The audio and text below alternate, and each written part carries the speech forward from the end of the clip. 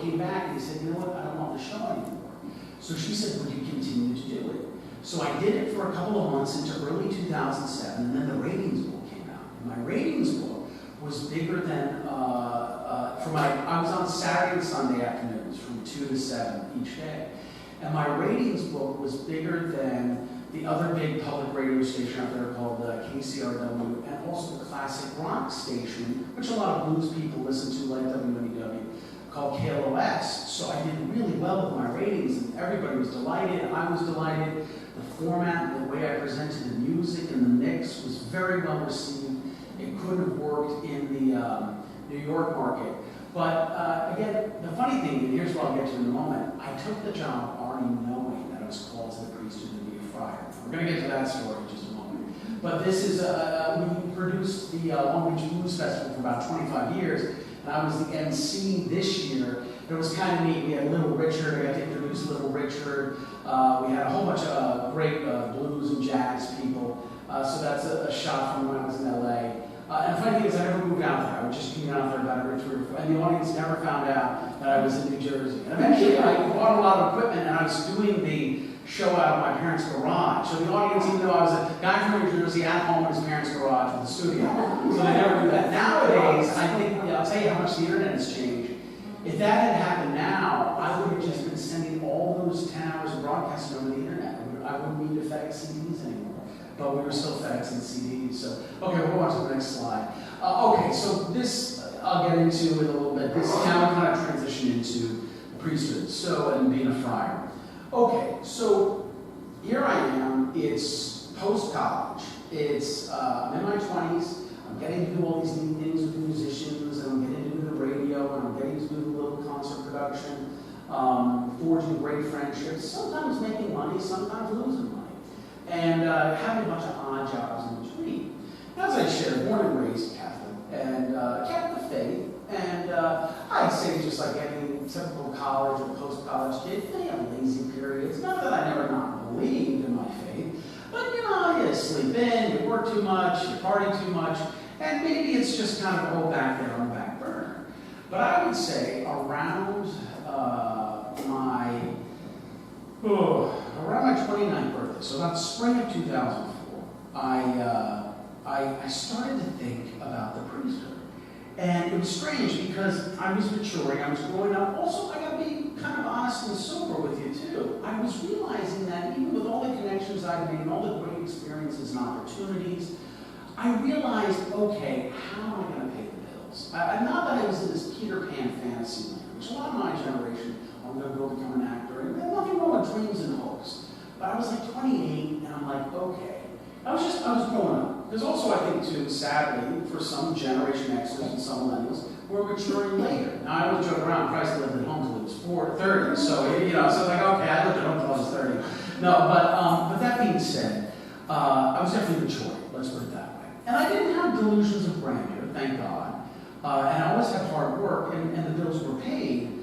But I started thinking about, okay, what am I going to do for the rest of my life? You know, and strangely enough, one of the part-time jobs I had gotten was for a courier company out of New Jersey that ran documents in and out of Manhattan for the pharmaceutical industry.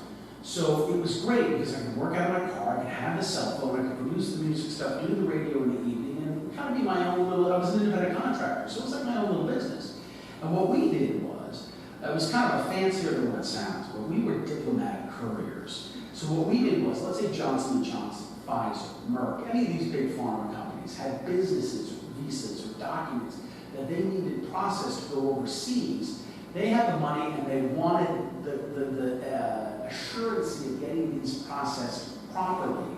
But they paid courier companies like us to hand deliver these things into the consulates all over Manhattan with the visas and passports. So I was all over the island and driving. We'd come in after rush hour, we'd stop at the corporations in New Jersey, we'd pick these things up from secretaries and front desk people, and then we'd bring them into the consulates. Now there's a lot of consulates in this neighborhood on the Upper East Side, a lot.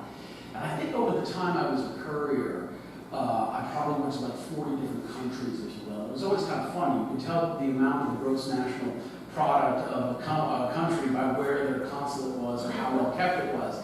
So the Chinese are down on 42nd Street, and it's a machine. Thousands of people in and out. It's down by the Circle Liner, and big digital boards and big quick processing. I mean, just like, and you feel the essence of each country.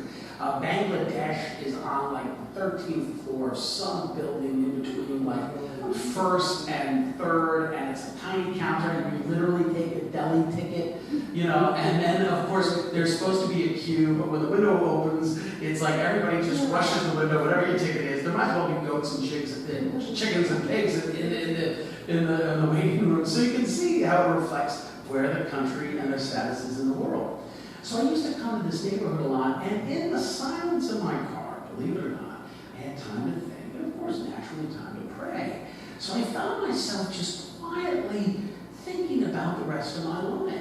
And then around the spring of 2005, during the death, especially of John Paul II, I started to think about the priesthood. I was seeing images of his funeral from Rome, all the world leaders that had gathered. I'll never forget, actually, at his funeral mass in St. Peter's Square, George Bush II, and I think his name was Hamid Karzai. I might be pronouncing it wrong, but he was the leader of Iran at the time, and they both went to the funeral. And of course, at Catholic masses, if you may or may not be familiar, there's a point where we have the kiss of peace or the handshake. You know, we offer each other a sign of peace. I'll never forget, at that funeral, the two of those guys shook hands. Don't forget, 4 years earlier, George II had been calling Iran and North Korea, and I forget the other country, the axis of evil. So that blew my mind, you know, that only, you know, such a global leader, and obviously the Pope, like JP2, could bring those kind of people together. So I thought, yeah, just maybe the priesthood. Now, it's a long, mysterious thing, because you don't get an email, you don't get a telegram, you don't get a lightning bolt, hopefully not. But something deep down mysterious inside is drawing you in, and you go, huh. So, of course, there's a lot of me, what, huh? I mean, when we think back, obviously, there's a long-term Judeo-Christian tradition of how God had called a lot of the Jewish leaders, Moses, Aaron, Samuel, Elijah, and they all had these mystical, deep encounters, and whether they were, I mean, Moses had murdered somebody, or you think of Elijah who had just done this, or Jonas, all these different prophets, how they were mysteriously called in, so that is part of it. So let me fast forward and get you to this neighborhood. So I used to come up to the Upper East Side a lot. There was one church in particular, St. Vincent Ferret, 65th and Lexington here across from the Armory, where I used to go in and light candles and just have some quiet time to think and pray. So fast forward into the fall of 05 and early January of 06, I'm really like, all right, God, what do you want me to do? What do you want me to do the rest of my life? And I didn't feel like my arm was being twisted or do this or else. I was like, I need clarity. I need a sign. I need doors to open up to see where I'm supposed to be. So I met a friar at St. Vincent's who listened to my story and gave me phenomenal advice. Phenomenal advice. Now, I never knew who the Dominican Friars were. We'll get into the Friars, and that's that sidebar we're going to get into now. We'll watch our time and make sure we have plenty of time for questions. Is that I always knew the Franciscan Friars were growing up. The Franciscan Friars have been around Madison Square Garden, down on 31st Street there, and 34th Street. They've had the longest continually operating bread line in the United States since the Great Depression. It's still going on to this day on 31st Street. The Franciscans wear the brown. The Dominicans wear the white. Now, let me just tell you, this is probably a good time to transition to what is a friar. Then I'll tell you how I finally landed in with them, our history of the Upper East Side, and then I'll tell you about some of my adventures now, where unexpectedly my worlds of rock and roll and being a friar have collided. So, the friars came out of the Middle Ages in the cities. So friars are kind of like urban monks, if you will. Friars live in community, as we do here. We always live with other friars. There are about 7 different kinds of groups of friars in the Catholic Church. Friars are men who take vows. They're not all priests. Some are brothers. Now, monasticism, monks always usually live in rural settings in the country. And monks in Western civilization come from St. Benedict, who started the monks in Italy around the 5th century.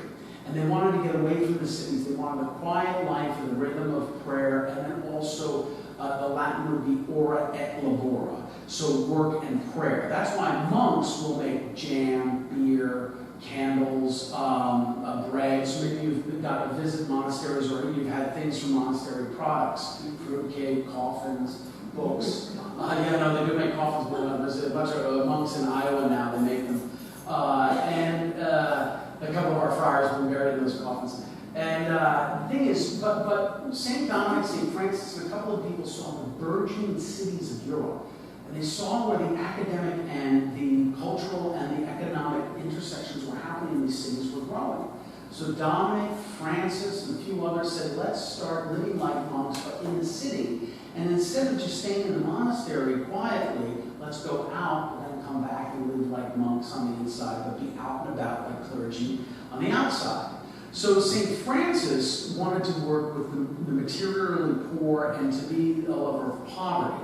St. Dominic wanted his men to get the Ivy League education of philosophy and theology, and the university system was blossoming at the time in Rome, in Bologna, in Paris, in Blackfriars in England and Oxford, Cambridge. So he sent his friars to go get the best educations in philosophy and Catholic theology. Then a lot of the friars, because the university system is a product of the Catholic Church, it was sponsored by the church originally, a lot of those chairs of theology and philosophy and those teachers ended up becoming Dominican Friars. One of the most famous is St. Thomas Aquinas. St. Thomas Aquinas is probably one of the greatest minds of the Catholic Church and Western civilization. And also he's looked to by even secular philosophers as his contribution to Western thought, including the likes of Plato, Aristotle. We actually have to study philosophy for 3 years, then we enter into theology. So a lot of people don't know this, but the Roman Catholic Church looks to Aristotle, Plato, a lot of things that they contributed to Western society that we take to this day. And then, of course, we study then the philosophers of the Enlightenment, Immanuel Kant, Hume, Heidegger, and even up into the philosophers of the last century, Nietzsche, Freud, and all of these things. Because the impact of philosophy, just as another side note, is so important to all of the global world. Think about it. Communism is a failed philosophy, is what it is. So we can see the errors of human thinking and its systems. Then, of course, what we believe as Catholics is the goodness of fides oratio, faith and reason, God-given faith with the human mind together. So anyway, fast forward. So the Friars have always been in cities. So we get to New York in 1867. The Dominican Friars had already been helping in small ways in the United States. And we then get up to New York. The first two bishops in the early 1800s of New York, the Archdiocese, or the Diocese of New York at the time, were two Dominican Friars. One is buried down at Old St. Patrick's on Mott Street. We went to his grave last year for the first time. But the Dominican Friars were invited to purchase 20 lots of land in 1867 on the corner of 65th and Lex. And back then, up here, this was called Shantytown. Now, this is the time of Tammany Hall and Boss Tweed. And the west side had already been developed more and gridded out because it was flat. So the east side had not been developed. If you think about it, look at all the hills and the little things in the streets all on the east side. Think about that was a reflection of the rock geography we live in. So we built in 1867 on the corner of 65th and Lex. Now this is the Priory, it's still there to this day. It was built in 1881. It's where the Friars live.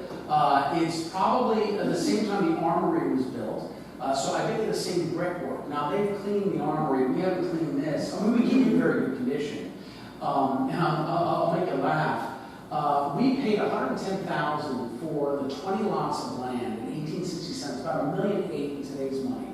And as most of you may know, 10065 is the #1 property retail value on the East Coast, #3 in the country. So I imagine we're probably sitting on a couple $100 million. Now we're not going anywhere. We don't want to go anywhere, and we're very happy staying where we are. But we've had this blessing of the brothers passing on this priory since 1881 that we live in today. We came here at St. Catherine's in 1897, and then when the hospital started to build. We ended up becoming the chaplains for the hospitals here, and that's our involvement. And we also used to have a school and a priory here in this building where we're sitting on. When we sold with the Archdiocese and some sisters were here in the late 90s, we broke ground maybe 15 years ago. We moved in 10 years ago. We sold to Sloan because the neighborhood has changed so much. The families have moved out. The white brick towers went up in the Mad Men era of the 1950s and 60s, if you will, when Manhattan House started. Now you know the Upper East Side of its day, what it is. But so we built the current church, which is beautiful. We can go to the next slide. This is real quick on a side note. These are Dominican nuns out of Hunts Point in the Bronx. They have a monastery up there. I want to give you a little slice of Dominican life. They've been there since 1889. They overlook the city. And they say the South Bronx is going to be like the next Williamsburg in 10, 15 years. That's what they're saying. So a bunch of people are running up there to buy property. But the nuns sit on the largest undeveloped tract of land in the South Bronx. They have the oldest dwelling in the South Bronx, and then this gorgeous view of the skyline. And they've been there since 1889. We have cloistered women in Dominican life. And their monastery makes bread that's used at masses for the hosts and Eucharist. And that's some of their great needlework and some of the metalworks. I just want to throw that in, give a little other Dominican tidbit. We can go to the next slide. So this is the church at St. Vincent Fair on 65th and Lex. It's the high altar. It's probably the finest example of Gothic architecture in the United States. We think of Notre Dame in the headlines lately. That's the Reredos, and the stained glass is sharp blue. Maybe some other time next year we can do a tour, if you guys want, of the Gothic architecture. So we can talk about that. Let's talk about that for September. It really was built by this guy. I'm going to have to be careful because I'll digress too much. But the architectural history is significant. This architect built St. Thomas on Fifth Avenue, which is down by big stores in the 50s there. He also built the chapel at where the military is, up on West Point, thank you, West Point Chapel. All right, we'll move to the next slide. This is the rear window at St. Vincent's, again, sharp blue from France. And of course, really probably the finest Gothic architecture in the U.S. Okay, we go to the next one. Again, we have our own gargoyle. I had to throw in a gargoyle. I threw a few of these in. This is outside because in light of the sad tragedy in France last week. Okay, we'll move to the next one. In another interior shot of St. Vincent's. And again, now the two churches of St. Catherine and St. Vincent's were two churches, but was one parish. We got merged about 3 years ago. All right, move to the next slide. Okay, so I then meet this priest in 2006, this friar, Dominican Friar. And then by spring of 06, I know this is where I belong. I'm called to be a friar. Now, of course, there were a lot of tears and a lot of mystery, but I said, this is where my life is supposed to be. So I entered into the Old Friars. I was hoping to enter in 07. But they asked me to wait a year, not because they didn't think I had a calling or I was on a good path or I'd make a good priest and a good friar. It's just that they had a big class. They had one of the biggest classes in 40 years. They had like 15 or 16 men entering. Because a lot of people aren't entering religious life anymore. We don't have as many sisters, priests, and brothers as we did after the war. And they said, could you wait one more year? Now, in God's mysterious providential hand, that year ended up being wonderful. I got to have a job in LA for another year, so that's how I was producing that one festival out there. You saw the picture. I thought I had Parkinson's. He started to decline, but since I was at home, I was able to help care for him. And it was funny, the week that I left in 08 is the same week he ended up getting an infection and went into the hospital, and then he never came home. We went to the nursing home after that. So we kind of both left home on the same week, believe it or not. So I entered in 08. Now, it's a very long process to get in. There are psychological checks, there are criminal background checks, there are interviews, there are essays, there are letters of recommendation, there's a biography you have to write. I mean, it is exhaustive, and because it has to be, you know, in the day and age we live in. So it was very thorough. But I felt at home with the friars, especially the Dominicans. So I entered in 08. You're a novice for 1 year. You live the life, you get the habit. Our novitiate is in Cincinnati, Ohio. Because even though it's a global order all around the world that's been around for 800 years, there are different geographic provinces. So all the friars that you see here at St. Catherine's or in the neighborhood of St. Vincent's, we're part of what's called the province of St. Joseph. And we have been around since 1808. We were the first American province. There's 4 American provinces. Geographically, it's basically, we're the northeastern province. And we go from Ohio to Maine to Vermont to Virginia. There's about 1,000 of us roughly in the U.S. There's about 300 in our province.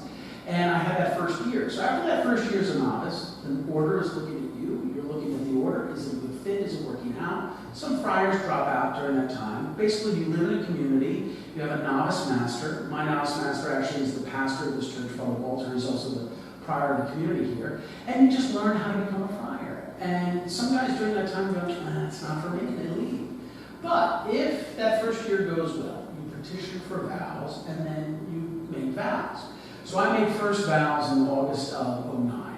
And we take a vow of poverty, chastity, and obedience. So not all clergy take vows, but religious, monks, friars, and brothers take vows. So the vow of obedience is you'll go where you're sent. So even though I've been sent here to New York to be a hospital chaplain, and I'm very happy, I kind of felt a call within a call, because the order is very good about looking at your gifts and talents and where your strong suits are, and they'll put you there. So we have a guy who would be a great philosophy professor, because he studied philosophy, then we'll go send him to be a philosopher. We'll go send a guy who's got great theology to be a theologian, or if a guy has a knack for canon law. So we do emphasize the gifts and talents of particular brothers, you know. But if they need the canon lawyer to go serve as a pastor for 4 or 5 years here in New York, then we're going to send them there, you know. But it's not like a top-down, drop them, give me 40 military obedience. It's more of a conversation. But I did feel a call during my studies to be a hospital chaplain. So anyway, I then finish up my studies. Oh, so the vows. Vow of obedience, then the vow of poverty. It's not to live in destitution, but it's to live in simplicity. So believe it or not, even though we have this gorgeous old, historic priory on Lex that's huge, and I have 12-foot ceilings in my room because that's the way they built back then, it's that I'll never own anything. So say if my parents had a cabin in Vermont or a beach house down on the Jersey Shore, they died and left that to me, I have to give that to the order. So I'll never own a car. I can have equipment like a laptop or a cell phone, but it's all in common. So I do get a salary as a hospital chaplain, and I turn that into the community. So we pool all our money, and then we spend it from there.